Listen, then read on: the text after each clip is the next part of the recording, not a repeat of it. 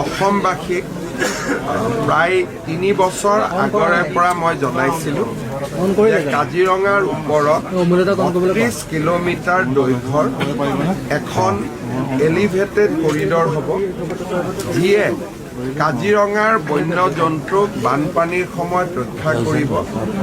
আৰু আজি কলিয়াবৰৰ পৰা বোকাখাট যাবলৈ বিশেষকৈ বিভিন্ন ৰেষ্ট্ৰিকশ্যনৰ কাৰণে আমাক ১.৫ ঘণ্টাৰ পৰা ২ ঘণ্টা সময় লাগে।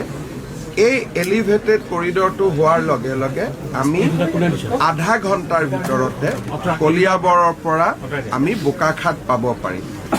ইয়াৰ ফলত গুৱাহাটী আৰু যোৰহাটৰ মাজত দৈৰ্ঘ্য ৪ ঘণ্টালৈ হ্ৰাস পাব। আমাৰ যাতায়াতৰ দৃষ্টিভংগীৰ পৰা আৰু বন্যপ্ৰাণীক ৰক্ষণাবেক্ষণ দিয়াৰ দৃষ্টিভংগীৰ পৰা এইটো এটা যথেষ্ট ডাঙৰ প্ৰজেক্ট। অহা ১৮ তাৰিখে ভাৰতৰ প্ৰধানমন্ত্ৰী নৰেন্দ্ৰ মোদী ডাঙৰীয়াই এই প্ৰজেক্টৰ শিলান্যাস কৰিব আৰু এই প্ৰজেক্টটোৰ বাকী কাম টেণ্ডাৰ আদি ইতিমধ্যে আগবাঢ়ি গৈছে। আমি অনুষ্ঠানটো যাতে সুকলমে পাৰ হৈ যায় তাৰ বাবে মই আজি আমাৰ এই পথাৰ মৌচন্দা পথাৰলৈ আহিছিলোঁ, যাতে খুব ভাল কৰি অনুষ্ঠানটো আমি কৰিব পাৰোঁ।